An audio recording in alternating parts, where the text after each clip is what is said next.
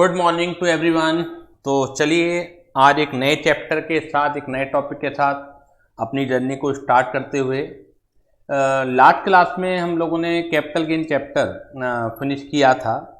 तो आज से हम एक नया चैप्टर स्टार्ट करेंगे और उस चैप्टर का नाम है business and profession, income from business and profession. तो जल्दी से मुझे बताइए कि चैप्टर का नाम क्या है। ये अपने आप में एक सेपरेट हेड है और वो है business and profession. Business and profession ये सेक्शन 28 टू सेक्शन 44 DA तक इस चैप्टर की कवरेज है। तो सेक्शन के लिहाज से अगर देखा जाए तो it's a very very big chapter. जैसे कैपिटल गेन भी आपका सेक्शन 45 से लेकर सेक्शन 55A तक था, तो सेक्शन के लिहाज से उससे भी बड़ा चैप्टर है ये बिजनेस एंड प्रोफेशन। सेक्शन 28 इसका चार्जिंग सेक्शन है, उसे हम बाद में डिस्कस करेंगे। नॉर्मली हम लोग का जो एक हमारा एक प्रैक्टिस रही है, किसी भी चैप्टर को स्टार्ट जब हमने किया है तो चार्जिंग सेक्शन सबसे पहले हमने पढ़ा है, उसके बाद हमने अपनी जर्नी को आगे बढ़ाया है। लेकिन यहाँ भी हम बाद में करेंगे। अभी तो मैं चैप्टर जो शुरू करवाऊँगा वो सेक्शन 32 से शुरू करवाऊँगा मैं। उसका बिल्कुल अलग से मैंने एक टॉपिक बना दिया है, डेप्रीसिएशन। डेप्रीसिएशन की इनकम टैक्स में जैसे बिजनेस एंड प्रोफेशन की इनकम निकालेंगे तो बिजनेस इनकम जो आएगी रिसीट माइनस एक्सपेंडिचर जो होती है उसे हम इनकम कहेंगे। इनकम का मतलब क्या है? इनकम का मतलब है जो रिसीप्ट हैं माइनस एक्सपेंसेस, यानी कि उन रिसीट को अर्न करने में जो आपने एक्सपेंसेस किए हैं, रिसीट में से अगर वो एक्सपेंसेस माइनस कर दें तो बनेगी इनकम। लेकिन क्योंकि हम एक कानून पढ़ रहे हैं, इनकम टैक्स पढ़ रहे हैं, तो उसके एक सेट ऑफ रूल्स होंगे कि कौन कौन सी इनकम इस चैप्टर के अंदर टैक्सेबल होंगी और कौन कौन से एक्सपेंसेस अलाउएबल हैं, लीगली अलाउएबल हैं उन रिसीप्ट को कमाने के लिए। ऐसा नहीं है कि कोई सा भी आप एक्सपेंडिचर करें और वो आपका अलाउड हो जाएगा रिसीप्ट में से और माइनस कर दिया जाएगा। तो अगर ऐसा होता तो फिर तो रूल बनाने की जरूरत ही नहीं पड़ती। लेकिन जब रूल्स बने हैं, लो बना है, तो इन्होंने बता रखे होंगे कि कौन कौन से क्वालिफाइड एक्सपेंडिचर हैं जो कि आप माइनस कर सकते हैं इनकम को निकालते वक्त। तो उनमें से एक एक्सपेंडिचर है डेप्रीसिएशन। जो भी एसेट्स यूज होंगी आपकी बिजनेस में, तो बिजनेस में एसेट अगर यूज हो रही हैं तो धीरे धीरे करके जो उनकी वैल्यू है वो माइनस होती है।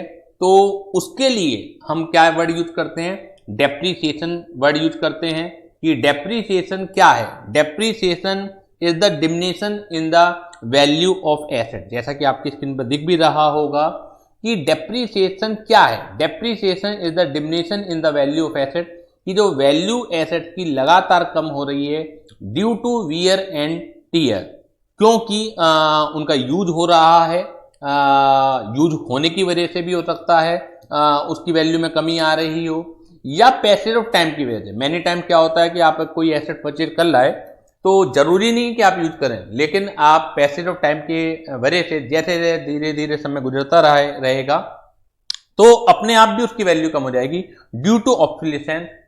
या मैनी टाइम्स ऐसा भी हो सकता है कि वो प्रचलन से बाहर आ गई हो, कोई नई टेक्नोलॉजी आ गई हो, कारण कहीं भी सारे हो सकते हैं। खैर उन कारण में हमें नहीं जाना है। लेकिन as per the financial accounting there are different method for calculation of depreciation under financial accounting. Most commonly जो मेथड यूज होते हैं वो होते हैं written down value method, WDV method, SLM एक होता है, एक सिंकिंग फंड होता है, आपके कई सारे मेथड, एक डिप्लेशन मेथड होता है। तो आई थिंक आपने सारे के सारे मेथड और इससे भी ज़्यादा मेथड आपने CA फाउंडेशन में जब डेप्रीसिएशन चैप्टर पढ़ा होगा या कहीं और पढ़ा होगा तो आपने वहाँ पर उनके क्वेश्चंस किए होंगे। लेकिन जो मोस्ट कॉमनली यूज होते हैं वो होते हैं WDV method and SLM। Is it clear to all of you? जल्दी से बताइएगा कि ये चीज क्लियर है या नहीं है। लेकिन the system of calculation of depreciation quite different under income tax. जो आपका इनकम टैक्स में है बिल्कुल अलग मेथड है डेप्रीसिएशन को कैलकुलेट करने का। जो आप फाइनेंशियल अकाउंटिंग में करते हैं उसका कुछ भी लेना देना हमारा इनकम टैक्स में नहीं है। तो आज की क्लास में तो मैं एक बेसिक फंडामेंटल ही क्लियर करूंगा आपको कि डेप्रीसिएशन कैसे कैलकुलेट होता है। अगर एसएलएम है तो एसएलएम में भी कैसे कैलकुलेट होगा, डब्ल्यूडीवी है तो डब्ल्यूडीवी में भी कैसे कैलकुलेट होगा। तो जल्दी से मुझे जवाब अपना भेजिए कि यहाँ तक जो एक फंडामेंटल है डेप्रीसिएशन का क्या होता है, आम बोलचाल की भाषा में डेप्रीसिएशन किसे कहते हैं, वो सब आपको क्लियर हो गया होगा। और इस बात के लिए तैयार रहिए कि जो आप पढ़ के आए हैं फाइनेंशियल अकाउंटिंग में तो उससे बिल्कुल ही अलग मेथड है अंडर इनकम टैक्स एक्ट। तो 3 मेथड कॉमनली यूज होते हैं method of calculation of depreciation. एक तो जो सबसे ज्यादा यूज होने वाला मेथड है वो ये है, most commonly used method under income tax है normal depreciation on block of asset as per WDV method. ये आप समझ लीजिए कि नॉर्मल कोर्स में एक ही मेथड अलाउड है डेप्रीसिएशन कैलकुलेट करने का और वो है डब्ल्यूडीवी। एसएलएम भी आपको अलाउड नहीं होता है। मेनली आप ये समझ लीजिए, कभी आप सोचेंगे दोनों के दोनों ऑप्शन हैं, नॉर्मली नहीं है। उसके बाद जहां एक्सेप्शंस आएंगी वो मैं आपको बताऊंगा, लेकिन पहले मेन प्रिंसिपल्स को आपको मन में बिठाना होता है, दिमाग में बिठाना होता है, सीधे एक्सेप्शन पर नहीं भगना होता, वहां कंफ्यूजन क्रिएट हो जाएगी चीज। तो जो नॉर्मली मेथड यूज होता है to calculate depreciation under income tax है वो है WDV method as per the block of asset. अब ये ब्लॉक का क्या जिक्र है वो मैं बताऊंगा। एक दूसरा है additional depreciation in case of eligible plant and machinery. Additional नाम से पता लग रहा है कि नॉर्मल परसेंटेज के मुकाबले एक एक्स्ट्रा परसेंटेज आपको दी जाएगी। क्यों दी जाएगी उसका कुछ ना कुछ लॉजिक होगा, तो वो हम डिस्कस करेंगे, चर्चा करेंगे। और एक है एसेट वाइज डेप्रीसिएशन, यानी कि पहले वाले केस में था आपका ब्लॉक ऑफ एसेट के ऊपर, तो ये ब्लॉक ऑफ एसेट क्या है। और तीसरा जो केस है asset wise depreciation in case of electricity company as per SLM straight line method के हिसाब से। तो खैर अभी चर्चा नहीं करते हैं हम इस चीज की। मोटा मोटी मैंने आपको बता दिया कि 3 तरीके के डेप्रीसिएशन हैं इनकम टैक्स में। एक तो है normal depreciation as per block जो डब्ल्यूडीवी मेथड होगा और on the block of asset. दूसरा है additional depreciation on eligible plant and machinery. क्यों एक्स्ट्रा डेप्रीसिएशन मिल रहा है भाई, क्या फायदा है, क्या ऑब्जेक्टिव है गवर्नमेंट का, वो हम समझेंगे, देखेंगे। थर्ड है आपका एसेट वाइज डेप्रीसिएशन, यानी कि नॉट ब्लॉक ऑफ एसेट बल्कि एसेट वाइज डेप्रीसिएशन और एट पर एसएलएम। नाउ क्वेश्चन अराइजेज कि क्या किसी भी तरह की बिजनेस एसेट के ऊपर डेप्रीसिएशन मिल जाता है या कुछ क्वालिफाइड एसेट हैं। तो क्वालिफाइड एसेट हैं, आप फाइनेंशियल अकाउंटिंग में तो आप किसी भी तरह की एसेट के ऊपर डेप्रीसिएशन क्लेम कर लेते हैं, लेकिन यहाँ पर कुछ क्वालिफाइड एसेट हैं जिनके ऊपर डेप्रीसिएशन आपको एंटाइटल्ड होगा। ये क्वालिफाइड एसेट 2 पार्टों में डिवाइडेड हैं, एक तो टेंजिबल एसेट और एक है इनटेंजिबल एसेट।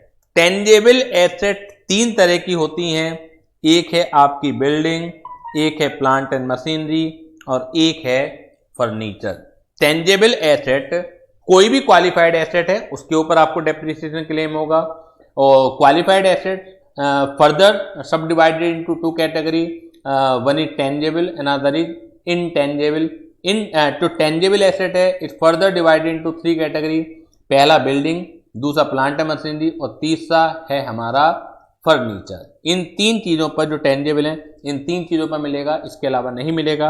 और इनटेंजिबल जितने भी नो हाउ है, पेटेंट्स हैं, गुडविल है, कोई राइट है आपका बिजनेस है, कमर्शियल राइट, फ्रेंचाइजी है, तो ये सारी चीजें आती हैं इनटेंजिबल एसेट में, जिसे आप छू नहीं सकते। अगर सिंपल अगर हम हिंदी मतलब निकालें तो टेंजिबल का मतलब है जिसे आप टच कर सकते हैं, इनटेंजिबल का मतलब है एक ऐसी भी एसेट्स होती हैं जो बिजनेस में काफ़ी काम होती हैं लेकिन जिसे महसूस किया जा सकता है, पेपर पर वो एसेट्स होती हैं, लेकिन आप फिजिकली उन्हें नहीं देख सकते, उन्हें फिजिकली आप छू नहीं सकते। नो हाउ ए फ्रेंचाइजी है तो ऑन पेपर होते हैं, राइट, ऑन पेपर एसेट्स हैं आपके पास, लेकिन ये फिजिकल में मौजूद नहीं होती हैं। तो एडिट क्लियर की एक जो फ्रेमवर्क में बनाने की कोशिश कर रहा हूँ डेप्रीसिएशन के लिए, तो मोटा मोटी वो चीज़ क्लियर है आपको कि types of depreciation, normal depreciation, additional depreciation और एसेट वाइड डेप्रीसिएशन जो एसएलएम पर लगेगा। इसके अलावा क्या हर तरह की एसेट में मिलता है? नहीं मिलता। क्वालिफाइड एसेट में मिलता है। क्वालिफाइड एसेट दो पार्टों में डिवाइडेड है, एक तो टेंजिबल है, एक इनटेंजिबल है। फिर टेंजिबल एसेट फर्दर तीन पार्टों में डिवाइडेड है, बिल्डिंग होगी या प्लांट एंड मशीनरी होगी या फर्नीचर होगा। इनटेंजिबल एसेट काफ़ी सारी हैं, नो हाउ है, गुडविल है, बिजनेस और कमर्शियल राइट है, फ्रेंचाइजी है, इस तरह की जो एसेट्स होती हैं वो कहलाती हैं इनटेंजिबल एसेट। तो क्वेश्चन आया है sir we apply depreciation on intangible asset too. Yes, intangible asset के ऊपर भी डेप्रीसिएशन लगेगा। क्यों नहीं लगेगा? लगेगा, बिल्कुल लगेगा, क्योंकि उसमें भी आप एक लमसम पैसा खर्च करते हैं। आप एक सपोज कीजिए मैकडी का आप कोई आउटलेट खोलना चाहते हैं, तो उसने ले लिया आपसे 5 करोड़ रुपए अपने फ्रेंचाइजी के, ठीक है, तो वो एक साथ तो आप पीएनएल अकाउंट में डेबिट नहीं कर सकते कि पहले साल ही आपने खर्च किया और पीएनएल अकाउंट में डाल दिया। वो फ्रेंचाइजी भी रिन्यूएबल होती है। मानो उसने 5 करोड़ रुपए आपसे लिए मैकडी ने आउटलेट खुलवाने के आपसे, तो वो कह देगा एवरी 10 ईयर्स ये रिन्यू होगी। तो ये जो 10 करोड़ है आपको सेट ऑफ करने पड़ेंगे, राइट ऑफ करने पड़ेंगे कि पहले साल कितना फ़ायदा मिला, दूसरे साल कितना फ़ायदा मिला, तीसरे साल कितना फ़ायदा मिला।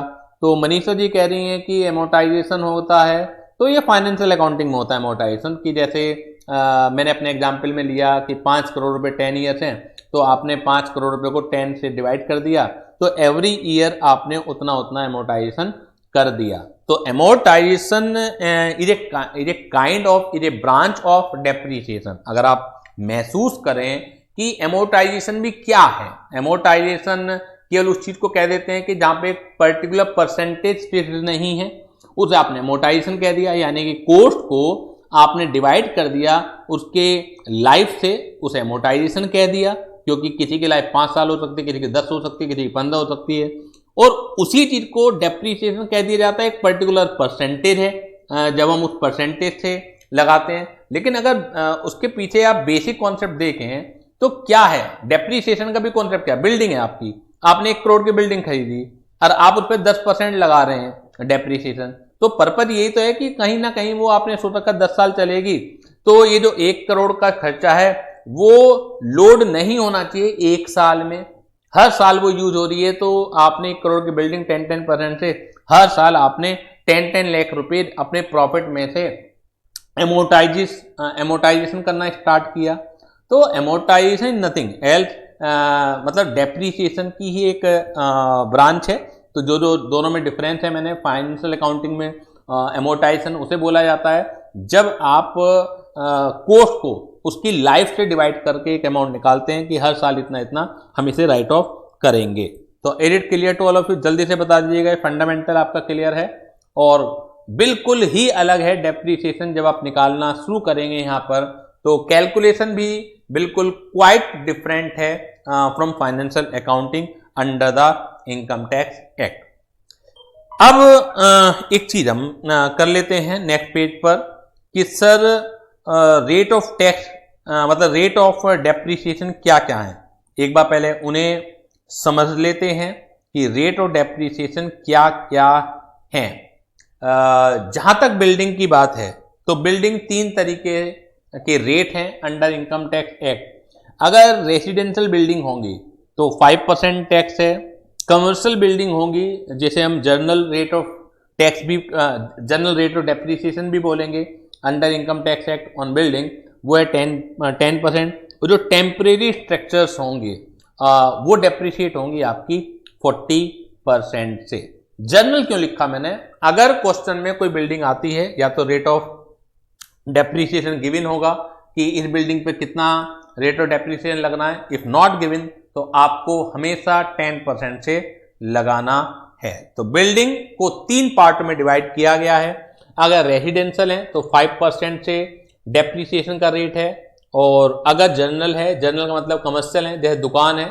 अब आप ये क्वेश्चन माइंड में आ रहा होगा कि सर रेजिडेंशियल बिल्डिंग के ऊपर तो डेप नहीं लगना चाहिए, तो बिजनेस प्रोफेशन में यूज नहीं हो रही है। बिल्कुल हो सकती है रेजिडेंशियल बिल्डिंग। एक कंपनी है, रिलायंस कंपनी है, टाटा है, बिरला है, तो अपने एम्प्लॉय को कुछ रेजिडेंशियल क्वार्टर वो खरीद के देते हैं रेंट फ्री हाउस के रूप में। तो आप मुझे बताइए कि क्या वो रेजिडेंशियल जो क्वार्टर अपने एम्प्लॉय को दिए जा रहे हैं तो for the purpose of residence नहीं है?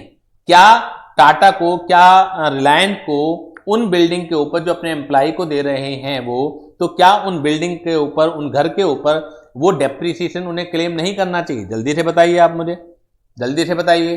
तो अगर वो रेजिडेंशियल हैं तो 5% से लगेगा। अदर देन होटल की बात हो रही है यहाँ पर, अगर हम डिटेल मैंने दी भी नहीं है यहाँ पर, क्योंकि अगर इसका चार्ट अगर आप पढ़ेंगे तो यही चार्ट आपका 10-15 पेजेज में जाएगा, तो उससे कोई फायदा नहीं है हमें। यहाँ पे हमें एक लिमिटेड वे में कि हमारा सारा का सारा काम चल जाए, कोई हमें पोस्टमार्टम तो ज़्यादा करना नहीं है। तो अदर देन होटल की बात हो रही थी यहाँ पर, क्योंकि जो होटल है देखा जाएगा टेक्निकल सेंस में देखा जाए वो भी रेजिडेंशियल है, लेकिन वो यूज बहुत होते हैं, तो जनरल की कैटेगरी में यहाँ पे इन्होंने रखा हुआ है, और वो 10% के रेट से डेप्रिशिएट होगी। टेम्परेरी स्ट्रक्चर, जहाँ पर तूफान वगैरह बहुत आते हैं, बर्फीले तूफान वगैरह आते हैं, तो वहाँ पर क्या होता है, आप पक्के घर नहीं बना सकते हैं, क्योंकि बार बार टूटेंगे वो। उसके अलावा चोट लगने का डर रहता है। कश्मीर में अगर आप चले जाएं, जम्मू एंड कश्मीर में, हर जगह की बात नहीं है, लेकिन बहुत ज़्यादा जो हिली एरियाज है वहाँ चले जाएं, तो वहाँ पर आपने देखा होगा कि लकड़ियों के घर बने रहते हैं, ठीक है ना। कई बार आपने मूवीज वगैरह में भी देखा होगा इस तरह के कुछ सीन, तो उन्हें कहा जाता है टेम्परेरी स्ट्रक्चर। तो अगर वो हैं बिल्डिंग के रूप में, तो वो 40% से एलिजिबल हैं। तो जल्दी से बता दीजिए कि बिल्डिंग क्लियर है। बिल्डिंग में 5%, 10% एंड 40%। जो 10% है वो जर्नल है, यानी कि अगर इंफॉर्मेशन मिसिंग है तो हमेशा 10% से आपको डेप्रिशिएट करना है। अनदर कैटेगरी टेंजेबल एसेट में है फर्नीचर एंड फिटिंग। उसमें कोई झंझट नहीं है, उसमें एक ही रेट रख रखा है इन्होंने, और वो रख रखा है आपका 10%, यानी कि फर्नीचर एंड फिटिंग को सब डिवाइड नहीं कर रखा है, एक ही रेट रख रखा है, और वो है 10%। तीसरी जो टेंजेबल एसेट है वो प्लांट एंड मशीनरी है, उसमें कई सारे रेट हैं, तो उसे हम बाद में पढ़ेंगे। जो इनटेंजेबल एसेट है वो एक ही है, कोई सी भी इनटेंजेबल एसेट है 25% से डेप्रिशिएट की जाएगी। तो जहां तक फर्नीचर और इंटेंजेबल एसेट है, कितने सिंपल हैं, बहुत सीधे साधे से हैं ये। फर्नीचर एंड फिटिंग कहता है हम पे 10% टैक्स डेप लगा दीजिए।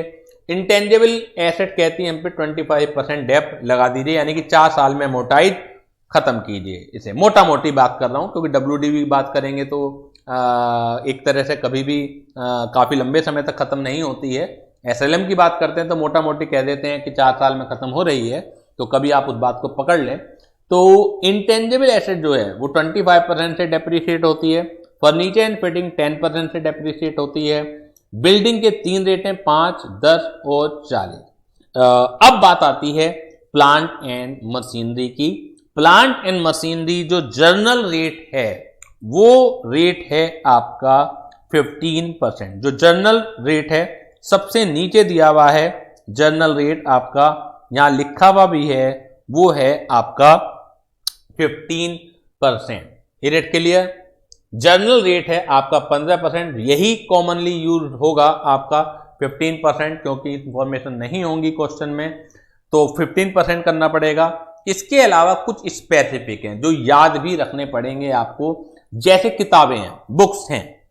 अब आप पता नहीं आपके मन में क्वेश्चन आ रहा है नहीं आ रहा, एकदम क्वेश्चन आना चाहिए से किताबें कब से प्लांट एंड मशीनरी हो गई हैं, किताबें को कब से प्लांट एंड मशीनरी हैं। किताबें तो किताबें, हमने तो कभी प्लांट एंड मशीनरी सोचा ही नहीं। तो क्योंकि आप लो पढ़ रहे हैं, मैं कई बार बता चुका हूं कि इन लो डिफाइन करके अपने आप कुछ नहीं होगा, ठीक है ना, लेकिन डेफिनेशन देके किसी भी चीज को किसी भी चीज में इंक्लूड करने की पावर लॉ मेकर्स के पास होती है। तो जब आप प्लांट एंड मशीनरी की डेफिनेशन पढ़ेंगे जो कि गिवन है, अगर नहीं दी हुई होती तो वास्तव में बुक्स प्लांट एंड मशीनरी नहीं मानी जा सकती थी। क्यों? क्योंकि डेफिनेशन दी हुई नहीं है इन्होंने। और वैसे नॉर्मल कोर्स में, ऑर्डिनरी कोर्स में बुक्स कभी प्लांट एंड मशीनरी होती नहीं है। लेकिन डेफिनेशन देके मैंने आपको बताया था 2 and 2 मेक्स 4 होता है, लेकिन अगर ये कहीं जरूरत पड़ जाए और डेफिनेशन दे दें 2 and 2 मेक्स 5, तो आपको उस लॉ में 2 + 2 को 5 की तरह ही ट्रीट करना पड़ेगा। इतनी भी पावर है लॉ मेकर्स के पास, लेकिन डिफाइन करके है। तो जब आप प्लांट एंड मशीनरी को पढ़ेंगे, डेफिनेशन पढ़ेंगे जो कि गिवन है, तो plant and machinery includes books also. तो क्योंकि वो है तो बुक्स के ऊपर प्लांट एंड मशीनरी के अंदर ही डेप लगता है, और वो लगता है जी 40%। ये पिछले 2-3 साल पहले चेंज हुआ है, क्योंकि बताना इसलिए जरूरी है, आज का चेंज नहीं है, लेकिन कई सारे बुक्स में या कई सोशल मीडिया पर, कभी इंटरनेट वगैरह पे गूगल में सर्च करने लगे तो इंफॉर्मेशन ऐसी भी आ सकती है कि जी एनुअल पब्लिकेशन वाली बुक्स हैं जो हर साल छपती हैं, जैसे इनकम टैक्स की बुक है, इसके अलावा लाइब्रेरी का काम है। तो पहले इनके ऊपर अलग अलग तरह के रेट ऑफ डेप्रिसिएशन हुआ करते थे, लेकिन अब हर तरह की बुक्स को एक ही कैटेगरी में शामिल कर लिया है, और वो है 40%। कंफ्यूज होने की जरूरत नहीं है कि बुक्स भी सब डिवाइडेड है इनटू मैनी कैटेगरी। पहले हुआ करती थी, बस बहुत रिसेंटली चेंज है, 2-3 साल पुराना ही चेंज है। तो अभी भी कई जगह आप देखेंगे, पाएंगे इस तरह का सब डिवीजन है, लेकिन अब कुछ करने की जरूरत नहीं है उन सब डिवीजन को। अगर बुक्स हैं तो एक ही रेट है, और वो है 40%। ये रेट के लिए नेक्स्ट आइटम याद रखनी पड़ेंगे ये आपको, computer and computer software. Computer and computer software including computer peripheral, that is 40%। मतलब सबसे प्लांट मशीनरी में एक तरह से मैक्सिमम जो रेट है वो 40% है। कुछ जगह कार वगैरह पर 45% है, वो एक्सेप्शनल केसेस हैं, लेकिन वैसे हायर परसेंटेज की बात करें तो 40% है। तो क्योंकि कंप्यूटर भी बहुत तेजी से डेप्रिशिएट होते हैं, but does not include printer, यानी कि इसके अंदर 40% के अंदर प्रिंटर शामिल नहीं है। प्रिंटर जो जर्नल रेट लगेगा वो लगेगा 15% ही। प्रिंटर्स जो कंप्यूटर प्रिंटर्स होते हैं उनके ऊपर जर्नल रेट लगेगा 15% ही। बेसिकली कंप्यूटर भी क्या है, वो एक सॉफ्टवेयर की कीमत होती है, उसमें भी हार्डवेयर इतनी जल्दी पुराना नहीं होता है, लेकिन सॉफ्टवेयर है बहुत तेजी से पुराने होते हैं। और हार्डवेयर में भी आज आपका i7 चल रहा है, फिर i9 आएगा, फिर i10 आएगा, उसकी भी जनरेशन आएगी। तो जो पुरानी जनरेशन है बहुत तेजी से डेप्रिशिएट होती है, तो दैट्स वाई कि इसके ऊपर हायर रेट ऑफ डेप्रिसिएशन लगना चाहिए, और वो गवर्नमेंट ने दिया है। Computer including computer software including computer peripherals, that is 40%, but does not include printer. Printer के ऊपर जो लगता है 15% लगता है। पोल्यूशन कंट्रोल इक्विपमेंट, अगर पोल्यूशन कंट्रोल इक्विपमेंट है तो उसके ऊपर भी एक rate, higher rate of depreciation लगता है, दैट इज 40%। ये याद रखना आपको पड़ेगा। पोल्यूशन कंट्रोल इक्विपमेंट, उसके जो पोल्यूशन, जैसे आप अगर घर में एयर प्यूरिफायर ले आए तो वो भी हायर परसेंटेज से, क्योंकि उसके जो चीज़ें हैं जो उसमें इस्तेमाल होती हैं, फिल्टर्स वगैरह हैं, वो बहुत तेज़ी से खराब होते हैं और वो काफ़ी महंगे आते हैं।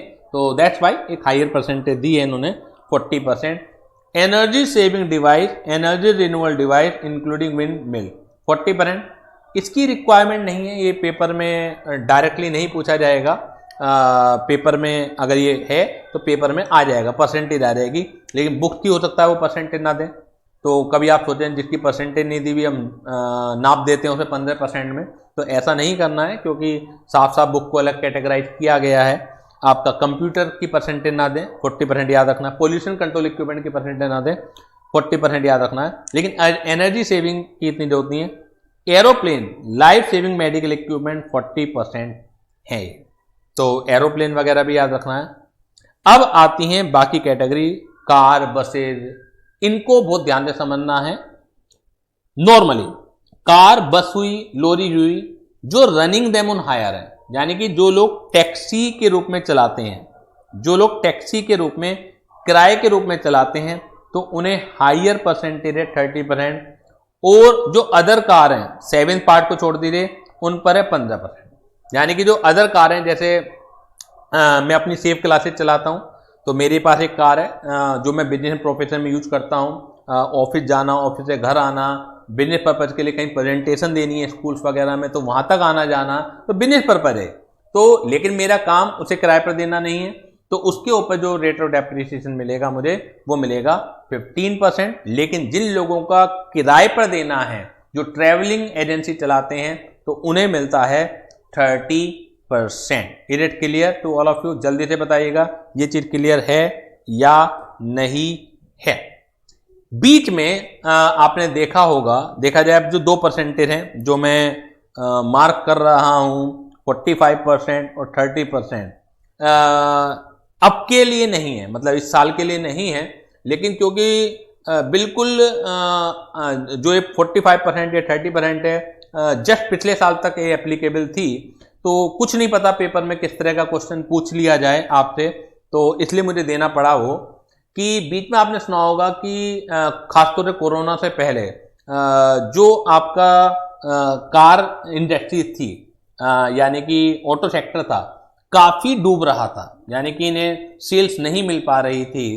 तो गवर्नमेंट ने इनकी सेल्स को बढ़ाने के लिए, इकोनॉमी को बूस्टअप देने के लिए एक पैकेज का अनाउंसमेंट किया कि अगर कोई कार इस डेट से इस डेट के बीच में खरीदेगा, और वो जो डेट खत्म हो गई है वो 1 अप्रैल 2020 से पहले खत्म हो गई है, क्योंकि लॉकडाउन के दौरान काफ़ी कारें बिकी हैं। मतलब लॉकडाउन एक अलग समस्या लेके जरूर आया है, लेकिन कुछ इंडस्ट्री को काफ़ी बूस्टअप मिला है, मोबाइल इंडस्ट्री को, क्योंकि घरों से क्लासें लेनी थी, तो हर बच्चे को आज की तारीख में मोबाइल चाहिए। इसके अलावा कंप्यूटर का बाजार बहुत गर्म रहा इस दौरान। क्यों? क्योंकि वहाँ पर भी सेल्स बहुत आई कि बच्चों को कंप्यूटर भी चाहिए। इसके अलावा कार बाजार भी काफ़ी रहा, आपने देखा होगा, नहीं महसूस करा तो मैं रीजन बता देता हूँ कि सर बताइए कि लॉकडाउन में जहाँ इनकम नहीं है वहाँ कार कैसे बिक रही हैं?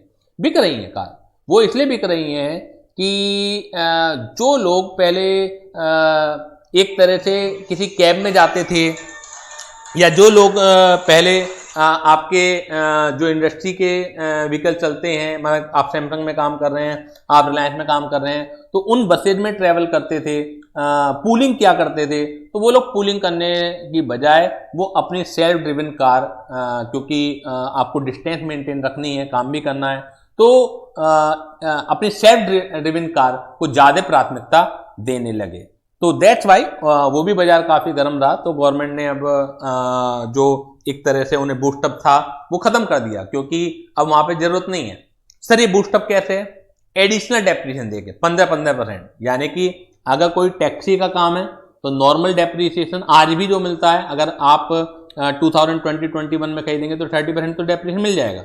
लेकिन जो बीच में 1-2 साल आए थे, अगर उस दौरान आप खरीदते हो तो आपको इंस्टेड ऑफ 30% आपको 45% डेप्रिसिएशन मिलेगा। इसी तरह से अगर आप अपने अगर अदर देन टैक्सी है तो नॉर्मल जो डेप्रिसिएशन मिलता है कार के ऊपर वो मिलता है, you are entitled at the rate of 15%। But अगर उस पर्टिकुलर टाइम फ्रेम के अंदर आप खरीदोगे बिफोर 1 अप्रैल 20, तो आपको instead of 15% you are entitled to claim depreciation at the rate of 30%। तो अपने आप में काफी बड़ा ये परसेंटेज थी, एक्स्ट्रा 15%। अब आप कहेंगे कि सर एक्स्ट्रा ये 15% देने थे क्या फायदा होता है? देखिए आप सोचिए, माना मैं हूं, मेरी इनकम साल की, एक एग्जाम्पल के तौर पर लगा लेते हैं 10 लाख है, और एक फ्लैट रेट लगा लेते हैं कि फ्लैट रेट से मुझे 30% टैक्स देना है, तो 10 लाख में 3 लाख रुपए तो टैक्स ही देना है मुझे। रेट के लिए अब सपोज कीजिए मैं कोई एक ऐसी चीज प्लान कर रहा हूं, माना मैं 10 लाख रुपए की कोई एसेट लेने का प्लान कर रहा हूं, कार लेने का प्लान कर रहा हूं, ठीक है। तो अगर नहीं लूं तो क्या होगा? 10 लाख रुपए की इनकम है, मुझे उस पर 3 लाख रुपए टैक्स देना है। लेकिन अगर मैं 10 लाख रुपए की कोई एसेट ले लेता हूं जिस पर 30% डेप मिलना है, 30% डेप मिलना है, तो 3 लाख रुपए डेप मिलेगा। जब 3 लाख रुपए डेप मिलेगा तो मेरी इनकम 10 लाख की जगह 7 लाख रह गई, 7 लाख रुपए रह गई, तो 7 लाख रुपए पर 30% टैक्स कितना लगेगा, 2,10,000। तो इन अदर वर्ड जो आप कह रहे हो 10 लाख रुपए आपने खर्च करे हैं, वो 10 लाख रुपए खर्च नहीं करे हैं, क्योंकि 90,000 जो आपको अदरवाइज टैक्स देना था गवर्नमेंट को, वो 90,000 रुपए आपका टैक्स बचत हो गई है। और जब टैक्स बचत हो गई है तो आप इसे 10 लाख की चीज आपको 10 लाख में नहीं पड़ी, आपको 9,10,000 में वो पड़ रही है, अगर आप सब चीजों को कंबाइंड तौर से स्टडी करते हैं। तो गेटिंग दिस पॉइंट, क्योंकि इस पॉइंट की जो जरूरत है वो कई चीजों को समझने के लिए पड़ेगी कि अगर कोई एक्सपेंडिचर अलाउड हो रहा है तो वो आपकी एसेट की कॉस्ट को कम कर रहा है। अगर कोई एक्सपेंडिचर आपको अलाउड हो रहा है तो आपके जो एसेट है उसकी कॉस्ट को कहीं ना कहीं कम कर रहा है, क्योंकि जितना आप टैक्स कम दोगे, अदरवाइज अगर आप एक्सपेंडिचर अलाउड ना हो तो आपको टैक्स ज्यादा देना पड़ेगा। तो टैक्स अगर कम हो रहा है तो आपको इनडायरेक्टली वो फायदा है या नहीं है, तो जल्दी से बताइए। तो चलिए, तो हम जो 7th पॉइंट है और 9th पॉइंट है, 7th पॉइंट है जो बिजनेस में मतलब business of running them on hire के लिए, तो motor buses, motor lorries, motor taxi used in a business of running them on hire acquired on और after 23rd of August 2019 but before 1st April 2020 and it put to use before 1st April 20, तो amended from assessment year 2021 45%। लेकिन अगर आप बात करें कि इस साल जो परचेज करोगे, आपका प्रीवियस ईयर चल रहा है 2021, तो उसके लिए आपकी परसेंटेज एप्लीकेबल नहीं है, जहां पे मैंने स्टार लगाया है। और यही चीज अगर आप बिजनेस पर्पज के लिए परचेज करते हो, लेकिन अदर देन फॉर हायरिंग, तो 15 की जगह 30% हो जाएगा। लेकिन ऐसा हो सकता है क्वेश्चन में आपको दे दें, आपने देखे होंगे, ये केवल शुरुआत के कहने की बात है कि हमारा प्रीवियस ईयर जो है 2021 है, असेसमेंट ईयर 21-22 है, तो इसी से के ऊपर क्वेश्चन आएंगे। तो क्वेश्चन फ्रेमिंग करते वक्त पुरानी जिक्र भी होते हैं। हाँ, इनकम जो होगी वो इसी साल की होगी, असेसमेंट या प्रीवियस ईयर की जो आपसे निकलवाया जाएगा, टैक्स इसी साल का है। लेकिन क्योंकि पुराने लो भी काम आते हैं, कैपिटल गेन में भी आपने देखा होगा, तो पुरानी चीजें भी काम आती हैं। और ये इतनी पुरानी भी नहीं हुई है, जस्ट 1 साल पीछे की ही है, तो मुझे ये देना पड़ा। जब 2-3 साल हो जाएंगे तो ये देने की रिक्वायरमेंट नहीं होगी है, तो इसलिए आपको ये याद रखना पड़ेगा। तो जल्दी से बताइए कि यहाँ तक कोई प्रॉब्लम है क्या। ये फंडामेंटल पहले मजबूत कर लें हम आज, उसके बाद नेक्स्ट क्लास से तो हम मेन डेप्रिसिएशन स्टार्ट कर ही देंगे। तो फटाफट मुझे बताइए कि इज इट क्लियर और नॉट, रेट ऑफ डेप्रिसिएशन जो है क्लियर हैं या नहीं है। जनरल प्लांट एंड मशीनरी के ऊपर जो रेट ऑफ डेप्रिसिएशन है दैट इज 15%, बुक के ऊपर 40% है, कार नॉर्मल केस में अदर देन जो हायरिंग है उसमें आपका 15% है, लेकिन जो हायरिंग है वो 30% है। पोल्यूशन कंट्रोल इक्विपमेंट 40% है, एयरप्लेन वगैरह के ऊपर भी 40% है आपका। तो ये लाइफ सेविंग जो इक्विपमेंट्स होते हैं उनके ऊपर 40% है। तो ये एक तरह से ये मैंने आपको याद करा दिया। फर्नीचर के ऊपर 10% है, इंटेंजिबल एसेट के ऊपर 25% है, और बिल्डिंग के ऊपर जो है 3 है, रेजिडेंशियल 5%, जर्नल यानी कोई सी भी आएगी कमर्शियल में तो 10% है, और टेम्परेरी स्ट्रक्चर के ऊपर that is 40% rate of depreciation. Is it clear? अब कुछ जनरल प्रिंसिपल्स पढ़ लेते हैं कि डेप्रिसिएशन को अलाउ करने के लिए जनरल प्रिंसिपल क्या है, एसेंशियल्स कंडीशन क्या है। Allowed to the owner of the asset, यानी कि आप ओनर होने चाहिए, टेनेंट को अलाउड नहीं है, ठीक है। लेकिन कुछ केसेस में अगर आप ओनर नहीं भी हैं तो उस केसेस में भी आपको डेप्रिसिएशन मिलेगा, वो एक्सेप्शन है, लेकिन वैसे ओनर को अलाउड होना है। ओनरशिप सर क्या फुल होनी चाहिए या पार्ट ओनरशिप भी चल जाएगी? तो चलेगी पार्ट ओनरशिप भी, होली और partly owned by the assessee. If you have purchase a laptop, अगर आपने एक लैपटॉप परचेज किया है और उसकी जो कॉस्ट है वो शेयर की है 2 लोगों ने, ठीक है, कि कुछ समय वो यूज कर लेगा, कुछ समय आप यूज कर लेंगे, ऐसा होता है, दोस्तों में होता है, तो तब भी आपको मिलेगा। यानी कि 50%, अगर आप 50-50 की बात करते हैं तो 50% एक आदमी को मिल जाएगा, दूसरे आदमी को 50% मिल जाएगा। तो ज्वाइंट ओनरशिप में भी डेप्रिसिएशन मिलेगा, लेकिन होने चाहिए आप ओनर ही। अब ओनरशिप के भी पीछे खूब की स्टडी है, लेकिन वो यहाँ पर नहीं आएंगी। आपकी सीए इंटरमीडिएट में बिल्कुल भी काम की नहीं है, सीएस एग्जीक्यूटिव में बिल्कुल भी काम की नहीं है। तो इस वजह से मैं डिटेलिंग नहीं कर रहा हूं उसकी कि रजिस्टर्ड ओनरशिप होना जरूरी है या रजिस्टर्ड ओनरशिप होना जरूरी नहीं है। तो खूब सारे केस स्टडी है, मालूम है मुझे, लेकिन अननेसेसरी कंफ्यूजन केवल मुझे अपनी नॉलेज आपको दिखलानी है, उससे कोई फायदा नहीं है। मुझे देखना है कि आपके लिए रेलेवेंट कितना है। तो जितना भी रेलेवेंट है उसमें 10% 15% हम बढ़ा के बात कर लेते हैं, लेकिन ऐसा थोड़ी है कि जो चीज़ कभी आनी ही नहीं है पेपर में तो केवल जस्ट कि मैं अपनी नॉलेज आपको शो करूं और उसके लिए अननेसेसरी इंफॉर्मेशन ओवरलोड आपके ऊपर करूं तो कोई फायदा नहीं है। तो ओनरशिप को भी कुरेदा जा सकता है, किसी भी वर्ड को ये समझ लीजिए कुरेदने के लिए कुरेद सकते हैं हम लोग, लेकिन वो यहाँ जरूरी नहीं है। जहाँ जरूरी थी डीम डिविडेंड है, गिफ्ट है, वहाँ हमने पूरा का पूरा डिटेलिंग उसकी करी है, लेकिन यहाँ पर नहीं है।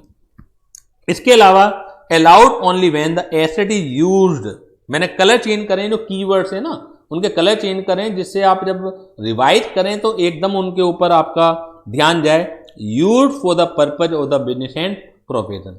अब यूज के ऊपर भी बहुत सारे सिचुएशन है, तो यहां जरूरी है कि यूज जो हो सकता है, यूज जो हो सकता है, एक्टिव यूज भी पॉसिबल है, एक्टिव यूज और पैसिव यूज। जो एक्टिव यूज है वो तो सबको दिखलाई देता है, तो वहां तो मुझे कोई जरूरत नहीं है, लेकिन पैसिव यूज दिखलाई नहीं देता है। तो इन इनकम टैक्स यूज का मतलब है active and passive use. Sir कोई एग्जाम्पल देके बता दीजिए। बिल्कुल मैं एग्जाम्पल देके बताता हूं। आपने सर्दी के मौसम में एयर कंडीशनर परचेज किए, स्टॉक पड़ा रहता है डीलर के पास। आप ये बताइए कि जैसे दिसंबर जनवरी के मौसम में क्या डिमांड एसी की रहती होगी? ज्यादातर डिमांड क्या आती है? ज्यादातर डिमांड आती है जिस समय किसी भी चीज का सीजन आता है, लोग बाग लास्ट टाइम तक वेट करते हैं। तो जब लास्ट टाइम तक वेट करेंगे, जब बिल्कुल उनसे भी रहा नहीं जाएगा, तो तब जाके हर एक कोई आदमी मार्केट की तरफ भगेगा। लेकिन जनवरी है, दिसंबर का मौसम है, तो क्या इन समय में कोई बंदा एसी परचेज करता होगा? जल्दी से बताइए मुझे, क्या कोई बंदा एसी परचेज करता होगा? जल्दी से बताइए। नहीं करता है। लेकिन क्योंकि डिमांड कम आ रही है तो कंपनियां जो हैं उस समय क्या करेंगी? ऑफर निकालेंगी। डिमांड कम आ रही है तो कंपनियां उस समय क्या करेंगी? ऑफर निकालेंगी। और आपको पता है अगले 3 महीने बाद, यानी कि मार्च जैसे खत्म होगा, तो आपको पता है कि अप्रैल मई में गर्मी, भयंकर गर्मी पड़नी शुरू हो जाएगी। तो अब मुझे 10,000 रुपये सस्ता मिल रहा है, अब मुझे 10,000 रुपये सस्ता मिल रहा है, तो क्यों ना मैं परचेज करूं इस एसी को। तो आपने जनवरी में डील कर ली एसी के परचेज करने की। तो लेकिन क्योंकि आपको पता है कि अभी तो इंस्टॉलेशन का कोई मतलब नहीं है, यूज तो होना नहीं है, तो आपने उसे डब्बे में बंद करवा के रख लिया, डब्बे में बंद करवा के रख लिया। 31 मार्च को कोई सा भी प्रीवियस है खत्म हो जाता है, तो यूज नहीं हो पाया, तो क्या उस साल डेप्रिसिएशन मिलना चाहिए आपको? नहीं मिलना चाहिए, ना मिलेगा। ना एक्टिव यूज है ना पैसिव यूज है। सर अब पैसिव यूज क्या होता है? पैसिव यूज क्या होता है कि आपने उसे इंस्टॉल करवा के रख दिया, क्योंकि इंस्टॉलेशन जनरली जब आप नया एसी परचेज करते हैं तो दुकानदार उसी की सेल प्राइस में जोड़ लेते हैं, कह देते हैं इंस्टॉलेशन फ्री है। आपने भी सोचा कि यार अभी डब्बे में बंद करवा के रखूंगा, 3 महीने बाद जरूरत पड़ेगी, ज्यादा समय तो है नहीं, फिर दोबारा इंस्टॉलेशन के खर्चे देता रहूंगा मैं। तो आपने इंस्टॉलेशन करवा के रख लिया, बट अब आपको ऑन ऑफ की जरूरत है कि कभी भी गर्मी पड़ी तो ऑन ऑफ आपको करना है। तो ऑल्दो आपको 31 मार्च तक ऑन ऑफ नहीं करना पड़ा, लेकिन अगर जरूरत पड़ती तो आप ऑन ऑफ करके उसे चला सकते थे। तो passive use means ready for use. जब आपके डब्बे में बंद है, ना तो वो यूज है ना रेडी फॉर यूज है, तो डेप्रिसिएशन नहीं मिलेगा उसका। लेकिन अगर आपने डब्बे से निकलवा के उसका इंस्टॉलेशन कंप्लीट करा लिया, ऑल्दो एक्चुअल यूज नहीं करा लेकिन रेडी फॉर यूज था, अगर जरूरत पड़ती तो आप यूज कर सकते थे, that is called passive use, और डेप्रिसिएशन आपको मिल जाएगा। फाइनेंशियल अकाउंटिंग की तरह नहीं है कि जिस साल आपने खरीद लिया आप डेप्रिसिएशन ले सकते हैं। डेप्रिसिएशन तभी मिलेगा जब आप इन्हें पुट टू यूज करेंगे, रेडी फॉर यूज करेंगे, एक्चुअल में यूज करेंगे। फाइनेंशियल अकाउंटिंग में इस तरह का कोई कॉन्सेप्ट आपने पढ़ा ही नहीं होगा। वहां तो परचेज करते ही उस रेट से आप डेप्रिसिएशन लेना स्टार्ट कर देते हैं। तो जल्दी से बताइए कि ये डिफरेंस समझ में आया या नहीं आया? ये डिफरेंस समझ में आया या नहीं आया? जल्दी से आंसर दीजिए मुझे। यूज का मतलब समझ में आया या नहीं आया? जल्दी से अपने आंसर भेजिए। चलिए, नेक्स्ट जो एसेंशियल है वो allowed on the basis of actual cost. Sir ये एक्चुअल कोस्ट को भी आपने कलर अलग किया हुआ है, बिल्कुल, क्योंकि ये भी डिफाइंड है। पूरे कैपिटल गेन में आपने देखा शुरू के 2 या 3 क्लासेज में कैपिटल गेन खत्म हो चुका था। Numerical treatment, sale consideration minus expenses on transfer minus cost of acquisition minus cost of improvement शुरू के 2-3 केसेस में खत्म हो गया था। लेकिन अलग अलग सर्कमस्टांसेस में कि सर अगर कॉस्ट ना पता हो तो क्या लेनी चाहिए, सर अगर इस सिचुएशन में सेल प्राइस ना पता हो तो क्या लेना चाहिए, तो अलग अलग सेक्शन उसके लिए ड्राफ्टेड हैं। तो यहां पर भी एक्चुअल कॉस्ट इज डिफाइंड। जो आपको पता है, एक्चुअल कॉस्ट का मतलब क्या होता है, जो हमने जिस रेट में परचेज करी है तो वो एक्चुअल कॉस्ट है। If you purchase a machine for ₹10 lakh तो एक्चुअल कॉस्ट है 10 लाख। लेकिन यहां कुछ स्पेशल मीनिंग भी दिए हुए होंगे जो आपको शायद नहीं पता है। तो अगर सिचुएशन वैसी आ जाए जो स्पेशल सिचुएशन है तो आपको डेफिनेशन समझ के आपको एक्चुअल कॉस्ट निर्धारित करनी है। बिना डेफिनेशन के अगर सिचुएशन आ गई, अगर सिचुएशन नहीं आई तो वास्तव में जो परचेज प्राइस है वही एक्चुअल कॉस्ट होगा। लेकिन मैनी टाइम्स ऐसा होगा कि जहां परचेज प्राइस एक्चुअल कॉस्ट नहीं लिया जाएगा बल्कि स्पेशल सिचुएशन में, स्पेशल सर्कमस्टांसेस में स्पेशल ट्रीटमेंट इसका देना पड़ेगा। अभी हम बात नहीं करते उसकी, नेक्स्ट क्लास में बात करेंगे। इसके बाद है allowed on the system of block of asset. ये भी अभी बात नहीं करेंगे, बस अपने मन में बैठा लीजिए कि फाइनेंशियल अकाउंटिंग की तरह डेप नहीं लगेगा, अलग तरीके का मेथड है ब्लॉक ऑफ एसेट। ये ब्लॉक कैसे बनाते हैं, क्या कॉन्सेप्ट है, वो नेक्स्ट क्लास में हम समझेंगे। But not in case of electricity undertaking, ये एक एक्सेप्शनल के तौर पर है। और allowed on the basis of written down value method. हमेशा एसएलएम भी नहीं मिलता, एसएलएम एक एक्सेप्शन के तौर पर इलेक्ट्रिसिटी कंपनी को मिलता है, वो एक्सेप्शन है। लेकिन अदरवाइज अलाउड हमेशा जो मिलेगा रिटन डाउन वैल्यू मेथड पर आपको मिलेगा। अब कौन सी WDV पे मिलेगा वो भी हमें समझना है। However, in the case of asset of an undertaking engaged in generation and distribution of power, depreciation may be claimed on the basis of SLM. तो जो इलेक्ट्रिसिटी कंपनी है वो एक्सेप्शन है, वो ब्लॉक ऑफ एसेट का भी exception है। Block of asset ना मिलकर उन्हें इंडिविजुअल एसेट पर मिल जाता है। और एक इस बात का भी एक्सेप्शन है, WDV पर ना मिलकर उन्हें SLM पर मिल जाता है।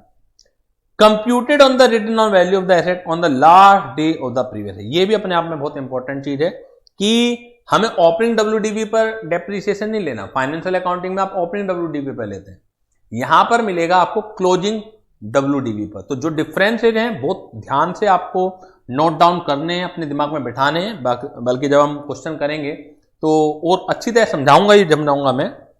इसके अलावा फाइनेंशियल अकाउंटिंग में क्या है, अगर आपने 3 महीने यूज करी एसेट तो 3 महीने का डेप्रिसिएशन, 9 महीने यूज करी यानी कि अगर परचेजिंग डेट और क्लोजिंग डेट जो है आपकी बैलेंस शीट की उसमें 9 महीने का अंतर है तो 9 महीने का। यहां पर ऑलवेज आपको फुल ईयर का डेप्रिसिएशन मिलेगा। केवल एक एक्सेप्शन है कि अगर asset acquired and put to use for a period of less than 180 days तो रेट आधी रह जाती है। यानी कि अगर आप 2 दिन यूज करेंगे तो ऐसा नहीं कि 2 दिन का डेप लगेगा, हाफ लगेगा। अगर 180 दिन से कम वाला केस है तो हाफ लगेगा, अगर 180 दिन से ज्यादा वाला केस है तो always you are entitled to full rate of depreciation irrespective of number of month used by the SSC. आपको इस पर ध्यान नहीं देना है। तो if the asset is acquired during the previous year and put to use for less than 180 days in that previous year, then depreciation in regard to that asset shall be allowed at half of the depreciation allowable, otherwise full rate of depreciation ही लगेगा।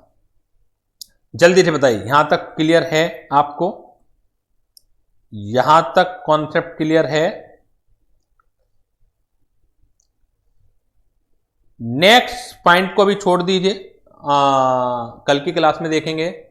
इसके अलावा जो important point है वो है on account of depreciation there can not be business loss. Under income tax on account of depreciation there can not be a business loss, यानी business loss हो ही नहीं सकता। क्या मतलब है इसका, ये भी समझ लीजिए। इस कॉन्सेप्ट को तो अभी समझ लेते हैं कि क्या मतलब है इसका। सपोज कीजिए जो प्रॉफिट्स हैं, प्रॉफिट्स जो हैं before claiming depreciation but after allowing other expenses, यानी कि सैलरी आपने लेस कर लिया, रिटायरमेंट लेस कर लिया, स्टेशनरी लेस कर लिया, सब खर्चे घटाने के बाद, लेकिन डेप्रिसिएशन क्लेम करने से पहले जो प्रॉफिट है 2,30,000 के हैं। आप डेप्रीसिएशन भी तो लेस होता ही है, डेप्रीसिएशन भी तो एक खर्चा ही है। और depreciation for that year, depreciation for that year जो है 2,40,000 का है। तो what will be your net profit, what will B of your net profit? तो अंडर फाइनेंशियल अकाउंटिंग